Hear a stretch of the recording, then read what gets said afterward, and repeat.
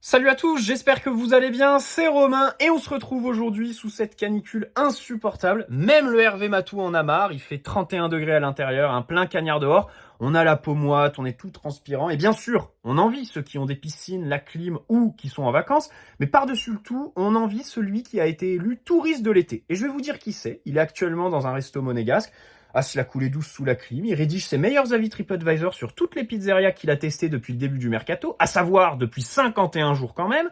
Donc des pizzerias, il y en a eu. Et puis ensuite, une fois qu'il a fait tout ça, il appelle. Il appelle tous les agents de tous les joueurs possibles et imaginables en Europe. Bien sûr, il commence par le catalogue Jorge Mendes, mais il va aussi en Eredivisie, au PSV Eindhoven, au Feyenoord Rotterdam.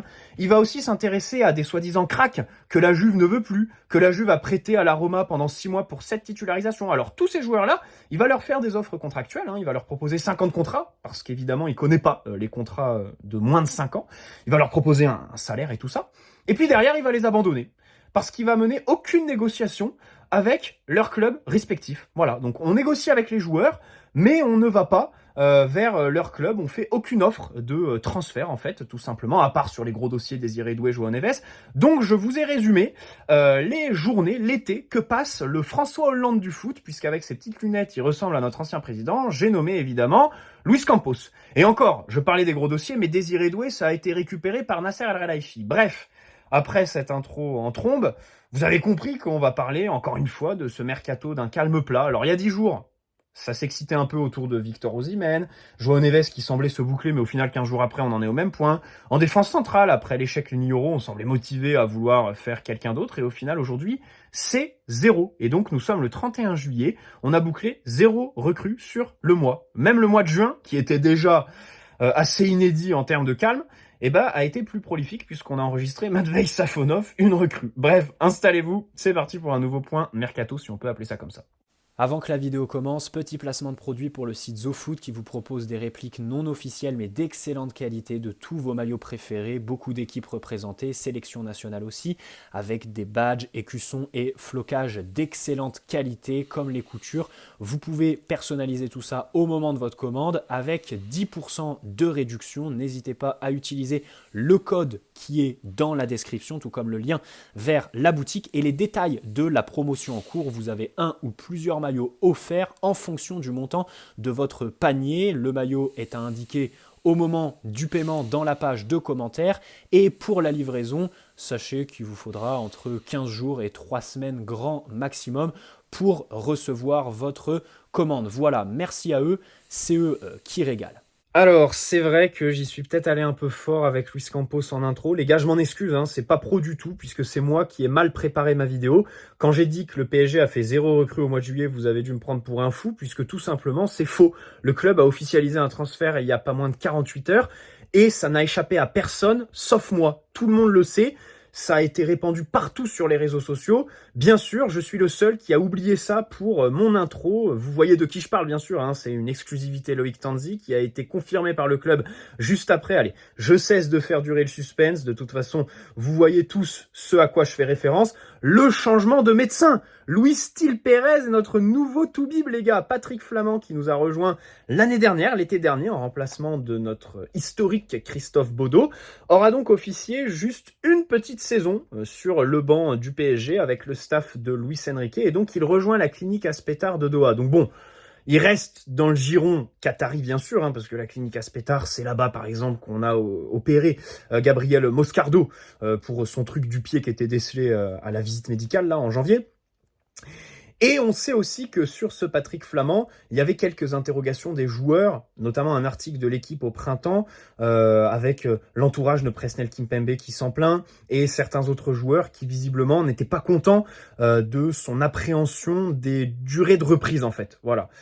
Soit il était trop long, soit il était trop court. On n'a pas trop compris, mais il y avait quelques incompréhensions vis-à-vis de ce docteur-là. Donc là voilà, on signe Luis Til Pérez, c'est vraiment une belle recrue. En termes de statistiques, on est sur 300 consultations en moyenne, 50 arrêts de travail et 23 prescriptions d'antibiotiques. Donc on voit que c'est un médecin qui a pas la main lourde sur les ordonnances. Il est pas trop pour les médicaments, il en prescrit pas beaucoup, donc c'est plutôt intéressant, voilà. Et puis plus sérieusement, il est proche de Luis Enrique. Ça par contre c'est véridique, les gars, c'est pas des vannes. Il a officialisé tout simplement quand Luis Enrique était au Barça, voilà, puisqu'il a été au Barça pendant très longtemps, je crois, au début des années 2000 jusqu'à l'arrivée de Xavi Hernandez sur le banc, je crois. Donc il a aussi connu Ousmane Dembélé, et donc on va voir comment il va gérer l'effectif la saison prochaine. J'ai l'impression d'être un abruti complet, de faire 2 minutes de point mercato sur le nouveau médecin du club. Mais dans tous les cas, faut signaler que le staff médical a plutôt bien travaillé avec les organismes des joueurs cette saison, et que sur le mercato, quand tu cibles des joueurs qui sont actuellement sensibles en matière de blessures, c'est quelque chose à prendre en compte, le fait d'avoir un staff médical compétent, quoi. Parce que, par exemple, Victor Osimhen, on dit oui, il est injury prone, pour ceux qui aiment pratiquer le franglish, mais il faut aussi prendre en compte que c'est quelqu'un qui a une sélection africaine, donc qui joue la CAN, voilà, et qui en plus, à la CAN, n'a vraiment pas ménagé ses efforts, voilà, il n'a pas fait semblant, ça a été voilà, un vrai leader pour le Nigeria. Et donc, peut-être que quand il est revenu, le staff médical du Napoli a un peu mal géré et tout ça, et que derrière, il se répète. Typiquement, avec l'exemple Osimhen, j'illustre ce que je voulais dire. Bref, revenons à nos moutons, à savoir les joueurs. João Neves, dossier interminable. Tous les jours, on nous dit que ça discute les derniers détails, les machins. Là, hier, on a eu AS, journal madrilène, espagnol donc, qui nous annonce un accord total entre Benfica et le PSG et une visite médicale prévue vendredi. Dans la foulée, tous les médias portugais et français ont démenti cette information, sauf que ce matin, les médias portugais se sont rétractés sur la visite médicale, pas sur l'accord total. On n'annonce pas un accord total dans les médias portugais. Par contre, on a repris l'info comme quoi João Neves est attendu à Paris vendredi pour faire la visite médicale et signer son contrat jusqu'en 2029 avec un contrat de 5 millions qui multiplie son salaire actuel par 10. Voilà. Donc normalement, ça devrait se décanter rapidement. Ce qui bloquait selon les médias portugais, c'est les bonus. Rappelez-vous, offre de 60 millions, 10 de bonus, et voilà, ça discute là-dessus. Il y a d'autres sources qui nous parlent aussi de Renato Sanchez, qui va faire le chemin inverse dans le cadre d'un prêt sec, pas payant pour le Benfica et tout ça, mais visiblement, il y avait quelques hésitations sur ses blessures et tout ça, parce que lui, le joueur, veut vraiment retourner à Benfica. Bref, juste une petite remarque, João Neves à 70 millions, oui, c'est pas la clause à 120, donc faut dire que c'est bien négocié de manière relative, quand tu prends comparé aux exigences initiales du Benfica. Par contre, de manière brute, un joueur de 19 ans avec une saison et demie en pro, 70 millions, ça reste quand même un prix qui, dans l'historique PSG, se situe autour des Cavani, des Achraf Hakimi, des Angel Di Maria. Donc c'est vrai que j'aimerais aussi resituer, quoi, parce que sur les réseaux, on s'enflamme, 70 millions, on paye pas la clause, machin. Bon, ça reste quand même un montant très élevé. Même si, faut reconnaître que c'est plutôt bien négocié. Il y a un mois, on pensait pas s'en tirer en dessous des 100 millions d'euros. Bref. Pendant ce temps-là, moi, j'aimerais faire une autre remarque. João Neves, il a repris l'entraînement avec Benfica depuis vendredi. Voilà. Alors, il n'était pas au match amical qu'ils ont joué dimanche, mais il pourrait être convoqué dans le groupe vendredi pour le match face à Fulham, donc match amical du Benfica, si justement il va pas à Paris pour ses tests médicaux. Alors, il a repris beaucoup plus tôt que nous, nos internationaux portugais. Alors, vous me direz, oui, mais lui, par rapport à Vitinha, il a moins joué à l'Euro. Il a moins joué à l'Euro, certes, mais il a aussi eu une saison pleine avec Benfica. Ils sont allés loin dans les compétitions européennes et tout ça, et il a eu 55 matchs. 55 matchs au total, donc c'est une grosse saison, surtout pour une première, et ça vous dit un petit peu comment le PSG est gentil avec ses joueurs, parce que lui, il a repris depuis vendredi dernier, nous, nos Portugais, aucun signe de vie, peut-être qu'ils sont décédés. Donnarumma, Skriniar sont revenus à l'entraînement là, en début de semaine. Bon, pour être plus sérieux, on a donné 4 semaines au lieu de 3. Donc on a fait un cadeau, voilà, on a fait un vrai effort. Alors on en pense ce qu'on veut. Si on voit le verre à moitié plein, on se dit bon, il y a une grosse saison qui nous attend. En Ligue des Champions, on a 2 voire 4 matchs en plus avec le nouveau format. À la fin de saison, il n'y aura pas de vacances. Il y a la Coupe du Monde des clubs qui nous attend en juin 2025. Donc ça va faire, je sais pas, 8-10 matchs en plus peut-être. C'est un format Coupe du Monde. Honnêtement, le format m'attire trop. Déjà, affronter Des clubs d'Amérique du Sud, j'ai trop envie. Alors, les clubs d'Asie, machin, l'Arabie Saoudite, je m'en tape. Par contre, Boca Juniors, River Plate, Fluminense, Flamengo et tout ça, j'ai trop envie d'affronter des clubs d'Amérique du Sud. En plus, bah, eux, ça va aussi leur permettre de rayonner, voilà. Et pour ceux qui vont loin dans la compétition, peut-être aussi prendre un gros chèque. Mais bon, en parlant de chèque, évidemment, on sait que c'est une compétition qui est là pour faire du bif au détriment de l'organisme des joueurs. Donc c'est vrai que ça me gêne un petit peu, même si le format m'attire plutôt. C'est vrai que j'ai hâte de la voir, tout simplement, cette compétition. Mais voilà, pour les organismes des joueurs, bien sûr que le PSG peut-être fait une bonne décision en leur donnant 4 semaines en prévision de ce qui va les attendre cette saison. Mais on connaît le PSG. En cours de saison, on fait aussi des cadeaux. Et si on voit le verre à moitié vide, on se souvient que cette saison, le peu de fois où on a eu une semaine complète pour préparer un match, eh bien Luis Enrique a donné des jours de repos en plus. Il y a même des fois où on a repris l'entraînement 48-72 heures avant le match en question, et donc on travaillait pas vraiment la tactique, on faisait que du foncier, de la récup. Et derrière, les joueurs étaient pas bons. Je crois que j'ai le souvenir du match 2-2 contre Brest, je crois. Je crois que contre Rennes, quand on fait 1-1 aussi en février, là, Brest, c'était la période où on avait à chaque fois une semaine pour préparer les matchs. Rappelez-vous, c'était le calme plat. Et Luis Enrique donnait des congés, des jours de repos en plus et tout ça. Et au final, les joueurs ne répondaient pas en fait au cadeau fait par l'entraîneur. Parce qu'ils étaient pas bons le dimanche suivant. Peut-être que physiquement aussi, il y avait un manque d'entraînement parce qu'on répondait pas à l'intensité. On avait des résultats, on lâchait des points en Ligue 1. Voilà. Donc, tout ça, il va falloir le surveiller. Et c'est vrai que cette saison, je serai moins indulgent face à ce genre de scénario, sachant que cet été, on a donné 4 semaines. De l'autre côté, pour relativiser, la Ligue 1 reprend plus tard que d'habitude. C'est quasiment inédit de reprendre sur la deuxième quinzaine d'août pour la Ligue 1. On n'a pas de trophée des champions, enfin plus de trophée des champions suite à son annulation. C'est aussi inédit d'avoir la Copa América et l'Euro et les JO en même temps, depuis, en fait, je crois que la dernière fois c'était 2016, il y a 8 ans, donc c'est assez inédit, voilà. Et pour l'instant T, en fait, on se rend compte que peut-être que les joueurs au mois de juin privilégient leur sélection nationale, mais on se rend compte que les vacances sont peut-être tout aussi importantes en fait que la compétition internationale, parce que les joueurs en vacances en fait ne prennent pas plus de décisions que les joueurs en compétition internationale. Bref. Donc, on va voir tout ça, comment ça va se goupiller cette saison. J'essaye de peser le pour et le contre. Concernant les matchs amicaux, c'est vrai que là, on n'en a que 2 de programmés. Le premier, c'est que dans une semaine. Ah ouais, dans une semaine tout pile. Mercredi prochain à 18h, si je dis pas de bêtises. Ensuite, on affrontera Leipzig le samedi d'après. Et terminé, on aura une semaine pour préparer la première journée de Ligue 1 face au Havre. Avec d'ailleurs DAZN qui est passé de 40-50 balles l'abonnement à entre 10 et 15 euros. Donc ça, c'est plutôt une bonne nouvelle. Donc voilà. Concernant les matchs amicaux, actuellement, en fait, on a un groupe. Vous savez, les matchs amicaux l'été, on sait comment ça marche. Tu mets une compo au coup d'envoi, à la mi-temps, tu fais une autre compo. Tu changes complètement ton 11 parce que tu peux pas faire jouer 90 minutes en fait d'un seul coup à un joueur pour un match de reprise. Là, le problème, c'est qu'on n'a même pas 22 joueurs dans le groupe en fait. Je crois qu'on en a à peine 13 ou 14. Donc on peut même pas aligner une équipe pour faire un match amical actuellement. Donc c'est ce qui expliquerait le fait que le PSG, même s'il y a des joueurs comme Moscardo, Ayman Kari, qui, je suis d'accord avec vous, mériteraient d'être vus, d'être jaugés, d'être évalués. Bref. Le PSG, en plus de João Neves, voudrait un deuxième milieu. Et en ce sens, il y a quelques pistes qui sont sorties. Alors déjà, il y a Kimmich. Alors, il y a Jamel qui est très fiable et Santiaouna qui en ont parlé. Donc ça, ce sont des sources françaises. Mais la plupart des sources qui parlent de ce dossier, elles sont allemandes. Florian Plettenberg, Sky Sport Allemagne.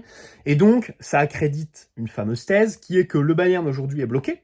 Ils peuvent pas faire Désiré Doué parce qu'ils ont besoin de vendre avant de continuer à acheter. Ils ont beaucoup dépensé avant de vendre et au final, aujourd'hui, ils n'arrivent pas à se débarrasser de De Ligt. Donc peut-être que du côté du Bayern, on force un départ de Kimmich pour justement libérer des liquidités et peut-être que ça traduit un manque d'intérêt pour le joueur. Peut-être que Kimmich, au final, c'est un joueur de classe internationale bien sûr, n'intéresse pas les Manchester City. Alors les Barcelone, même si eux c'est plutôt une question de moyens, le Real, Arsenal, les clubs de première ligue, tu vois, qui, faut le dire aussi, n'ont pas la main lourde. Si le marché des transferts est plutôt calme, c'est aussi parce que la première ligue, d'habitude, ils envoient les millions, et du coup, les clubs un peu de seconde zone des championnats qui n'ont pas les droits télé de la première ligue, ils peuvent ensuite réinjecter les sous des joueurs qu'ils ont vendus 60 millions, tu vois, à un club du milieu de tableau de PL. Tu vois, ben là, cet effet domino, on le voit pas parce que les clubs de PL ne mettent pas trop la main à la poche. Alors, à part Chelsea, là, qui ont encore mis 20 millions sur un gardien qui a 90 minutes en championnat belge, c'est exceptionnel. Je crois que c'est leur 10e gardien sous contrat. On peut aussi citer l'Arabie Saoudite, dont le mercato ouvrait plus tard que le nôtre. Donc là, il a ouvert, je crois. Je crois que c'était à la mi-juillet. Et donc, on s'attendait à ce que, du coup, ils envoient un peu des sous. Même scénario que pour les clubs de première ligue. Et au final, il n'y a pas grand-chose. Hein. Pas grand-chose. Et les sous qu'ils ont envoyés, c'est à Aston Villa, qui n'en a absolument pas besoin, pour Moussa Diaby. Aston Villa, club de première ligue, justement. Bref.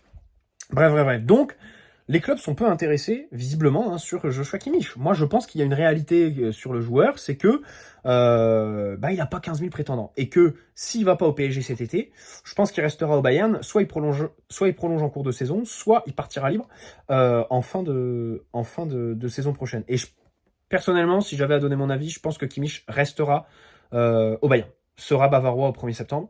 Après, est-ce qu'il prolongera ou pas? Ça, j'en suis vraiment pas sûr parce qu'ils vont vouloir forcer. Hein. Ils ont changé de direction sportive et tout ça, donc ils sont vraiment dans cette optique de baisser la masse salariale et de lui, du coup, le prolonger pour moins que les 20 millions bruts qu'il prend actuellement. Lui, je pense qu'il va compter ses sous. Ce qui est marrant avec Kimmich, c'est qu'il a pas d'agent. Donc t'es obligé de négocier avec lui-même. Donc c'est-à-dire que là, la piste, depuis janvier, c'est un serpent de mer. Ça revient. Et là, elle revient encore. Donc visiblement, ça peut pas être une lubie de son agent avec Luis Campos, tu vois ce que je veux dire. D'habitude, tu vois, il y a des joueurs, tu t'acharnes sur eux parce qu'il y a l'agent qui te fait miroiter un truc, tu vois. Mais là, l'agent, c'est le joueur lui-même. Donc si tu veux son avis, tu contactes le joueur directement. Si Joshua Kimmich nous déteste, comme on nous dit sur les réseaux sociaux, ne veut absolument pas nous rejoindre, peut-être qu'il nous aurait mis un vent très clair et qu'aujourd'hui, la rumeur ne sortirait plus. C'est, si on voit le verre à moitié plein, quelque chose qui peut s'entendre. Tu vois ce que je veux dire? On continue à en parler, alors qu'on nous disait pendant le printemps, oui, il a mis un vent au PSG, oui, il veut absolument pas, il nous déteste, machin chouette. Mais bon, pendant ce temps-là, on continue et on a contacté le Bayern pour la faisabilité d'un transfert.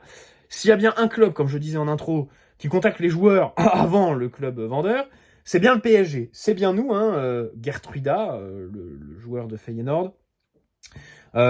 Hausen, le joueur de la Juve, typiquement, voilà, c'est un joueur auquel on s'est intéressé, à qui on a discuté, on a fait une offre contractuelle, mais on n'a pas fait d'offre de transfert, de proposition au club respectif. Bref, Gerdy Schouten, non lancé par Loïc Tanzi, donc c'est confirmé aux Pays-Bas. Pour l'instant, il n'y a rien de concret. Aucune discussion officielle avec son club, le PSV Eindhoven, qui voudrait 60 millions d'euros alors que sa valeur c'est 28 millions. Moi, je comprends pas Loïc Tanzi. Loïc Tanzi, moi, je l'aime bien. C'est vrai que sur ce mercato, il a eu quelques exclusivités, tout ça. Mais il y a des noms qui sortent qui ne devraient pas sortir. Même si le PSG s'intéresse, peut-être que le PSG s'intéresse à Schouten. Comme peut-être que le PSG s'intéresse à Bruno Fernandes, puisque c'est une piste qui a aussi été lancée par Loïc Tanzi. Mais enfin, Bruno Fernandes, avec le salaire de monstre, tu sais très bien que c'est un joueur qui bougera pas Manchester United, tu vois. Schouten, tu sais très bien que même si le PSG s'y intéresse, il y a quand même peu de chances que ça se fasse. Il y a qu'à voir. Quand tu dis le PSG s'intéresse à Schouten, mais le PSV demande 60 millions, à partir de là, bon, tu te dis que le dossier a peu de chances d'aboutir. Parce que c'est complètement démesuré. Pourquoi s'amuser à lancer ces noms alors qu'il n'y a vraiment rien de concret, tu vois. Donc c'est vrai que là, je fais un petit coup de gueule envers mon petit Lolo Panzani, là. C'est vrai que, bon, ce genre de nom... ça nuit un peu à ta réputation, quoi, parce que le truc, c'est que même si le PSG s'y intéresse, peut-être que c'est vrai ce qui sort, Loïc Tanzi, mais tu réfléchis un petit peu, et tu te dis que il y a peu de chances que ce soit très concret dans l'immédiat. Donc, au pire des cas, temporise. Même si de l'autre côté, c'est vrai que quand t'es journaliste, t'as envie d'avoir l'exclusivité, t'as envie d'être le premier à avoir sorti le nom, et je peux comprendre que, voilà, dès que t'as un écho et que t'as une confirmation d'une autre source et que tu réussis à recouper l'info, vas-y, tu sors l'info. Bref. Dans tous les cas, Schouten, on parle d'un 6 qui est capable de jouer donc devant la défense, mais aussi en défense. Dans un double pivot actuellement au PSV Eindhoven, donc c'est un contexte différent du PSG où quand t'es numéro 6, t'es solo avec les deux relayeurs devant toi, 4-3-3 bien sûr classique. Par contre, c'est vrai que le PSV, c'est un contexte similaire au PSG dans le sens où ils sont archi dominants dans leur championnat, donc ils ont la possession, ils jouent très haut. Et donc quand t'es un milieu défensif là-bas, les duels que tu joues, c'est souvent des duels difficiles parce que les pertes de balles, elles se font haut sur le terrain, face à des équipes qui vont jouer la contre-attaque, et donc attaquer les grands espaces. Toi, tu vas te retrouver en 1 contre 1 face à des joueurs lancés, donc c'est difficile de gagner les duels défensifs. Au final, il est plutôt bon dans ce domaine-là, Schouten, voilà, c'est quelque chose qu'on peut noter. Dans les airs aussi, il est plutôt très bon. Il se jette moins qu'Ougarté, par exemple. Voilà, il est un peu moins foufou que l'Uruguayen. Après, techniquement, c'est vrai qu'il n'y a pas de grosse plus-value par rapport à ce qu'on a actuellement, parce que on est à un poste où on a Moscardo, qui est là, Ugarte, qui n'est pas encore parti malgré l'intérêt de Manchester United. Alors là, on a eu une info comme quoi Ugarte, on est ouvert à un prêt avec obligation d'achat. On va voir si ça va se faire, mais pour l'instant, ça s'est bien calmé. Il y a João Neves qui arrive. Alors du coup, si tu veux recruter un autre milieu, alors Kimmich et Schouten, c'est numéro 6. Kimmich, ça peut se discuter avec le poste de numéro 8. On peut l'envisager numéro 8, tout comme on peut aussi l'envisager à droit. Mais Schouten, numéro 6. Donc peut-être que João Neves est considéré comme un numéro 8 par le board parisien, c'est un peu bizarre. Il y a Ayman Kari aussi. Il y a Ayman Kari parce que même s'il est revenu en méforme, très clairement ça se voyait sur les vidéos, à l'entraînement, il avait des kilos en trop, Luis Enrique veut l'évaluer, savoir voilà si on compte sur lui. Pour l'instant, il est avec le groupe et il a vraiment une chance. Luis Enrique lui laisse une chance sur la préparation. J'ai trouvé ça plutôt gentil parce que son prêt à Lorient a été quand même écorché par les blessures. Il n'a pas non plus percé l'écran. Par exemple, Ismaël Garbi, je nous ai trouvé plus dur avec lui. Parce que lui, Ismaël, c'est le seul qui a réussi vraiment pour de vrai son prêt en Suisse. Il a été très bon. En plus, dans un club qui était vraiment une vraie pétaudière. Voilà, il a fait ses statistiques et tout ça. Et il est au loft. Voilà. Il est au loft, donc je nous ai trouvé plus dur avec Ismaël Garbi qu'avec Ayman Kari. Mais bref, dans tous les cas, on compte sur Kari. Donc ça fait un joueur en plus dans ce secteur du milieu. Ou alors, tu cibles Schouten dans le cadre d'un possible départ de Danilo. Parce que Schouten est un profil un peu polyvalent à la Danilo. Capable de jouer milieu, mais aussi défenseur central. Ça fait penser au grand portugais. Mais il lui reste qu'un an de contrat. Il a 33 ans. Je vois pas un club payer pour acheter un an de contrat, sachant que dans 4 mois, ils peuvent négocier gratuitement. Enfin, ils peuvent négocier avec Danilo librement pour le recruter gratuitement en juin prochain. Donc pas grand intérêt pour les clubs de le recruter. Et puis, Schouten, c'est un milieu de 27 ans qui est toujours aux Pays-Bas. Un championnat dont je me méfie énormément à l'exportation. Même s'il faut aussi signaler qu'il a joué à Bologne, il a fait des saisons à Bologne, et donc en Serie A, et il a été titulaire à l'Euro avec les Pays-Bas. Voilà. Autant au milieu, c'est vrai, on manque de créativité. On manque, surtout, je pense que vraiment la première chose qu'on doit chercher, c'est de la taille et aussi un milieu capable de se projeter dans le dernier tir. Vraiment un milieu qui a une qualité de finition, qui a une qualité de passe pour faire des centres depuis le demi-espace, pour se projeter dans la surface. Ça, c'est quelque chose qui me tient vraiment à cœur et qui, du coup, me déçoit parce que là, c'est pas du tout dans ce sens-là que vont les informations qu'on traite dans cette vidéo. Mais avec João Neves qui arrive, Vitinha qui a changé de statut, Fabian Ruiz. Bon, Fabian Ruiz, je suis pas sûr qu'il sera au PSG comme il est en Espagne. Le foot de sélection, c'est différent du foot en club. La réalité, c'est que ça va moins vite, c'est moins intense, donc peut-être que ça convient plus à un joueur comme Ruiz, qui est un peu long à la détente, tu sais, un peu nonchalant dans ses mouvements, même s'il a un très bon volume de jeu et de course. Et puis peut-être qu'en Espagne c'est plus facile de performer avec Rodri derrière lui qu'au PSG. Mais dans tous les cas, voilà, il y a aussi des refs avec le PSG. Au-delà de son Euro, Fabian Ruiz a fait plutôt une bonne seconde partie de saison, donc je ne l'enterre pas. Warren Zaïre-Emery, pareil. Warren, je réfère à la première partie de saison dernière. Le match à Dortmund, c'était son équipe, c'était le leader du PSG. Et à son âge, c'était exceptionnel. Et donc je n'oublie pas ça avec Warren. Donc voilà, ça fait quand même des joueurs qui ont changé de stature. Et donc recruter un milieu en plus. Bien sûr, je suis pour, comme je disais, s'il correspond au profil que j'ai dressé donc avant de parler de nos joueurs qui sont déjà présents dans l'effectif. Mais je privilégie quand même l'ailier et la défense. L'ailier et la défense. Partir avec une défense Beraldo Marquinhos, c'est pas bandant, quoi. Je dois avouer que je suis pas fan. Je suis vraiment pas fan.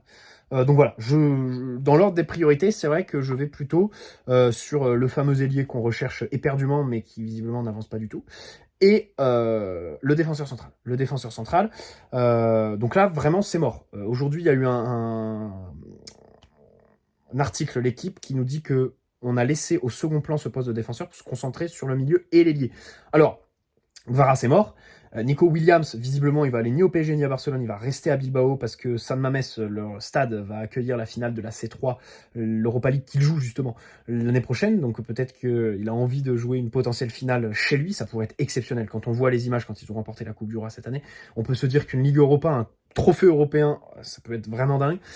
San Mamés d'ailleurs, un stade extraordinaire que je vous conseille à fond. Et Bilbao aussi, une ville que j'adore. C'est vrai qu'à Saint-Sébastien, la mer dans la ville, c'est plutôt sympa.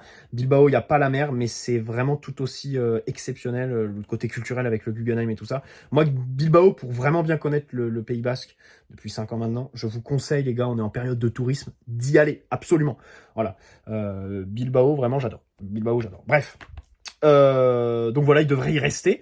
Ça parle même d'une prolongation encore, hein. Il a prolongé il y a 6 mois, et là, ça parle même encore d'une prolongation avec une revalorisation et du salaire, qui est déjà de 11 millions d'euros là-bas, et de la clause, évidemment, qui est aujourd'hui à 58 millions. C'était l'avantage, bien sûr, puisque tu ne négociais pas avec Bilbao. Jadon Sancho, alors ça bouge pas beaucoup, mais là-dessus, j'ai envie de dire, c'est normal. J'ai envie de donner raison à Luis Campos, parce que c'est le genre de joueur que Manchester veut foutre dehors, le joueur veut venir.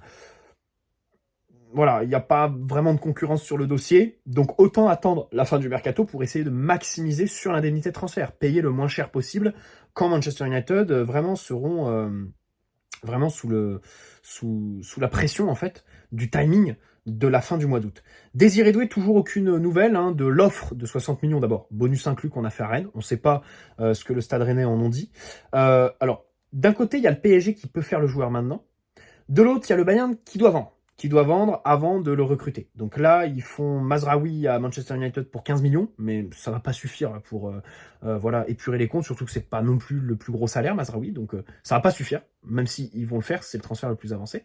Il y a De Ligt aussi, ils en discutent encore avec United, malgré le fait que les Diables Rouges ont déjà recruté Lenny Yoro, visiblement ils parlent toujours pour Mathis De Ligt, même si ça s'est refroidi quand même.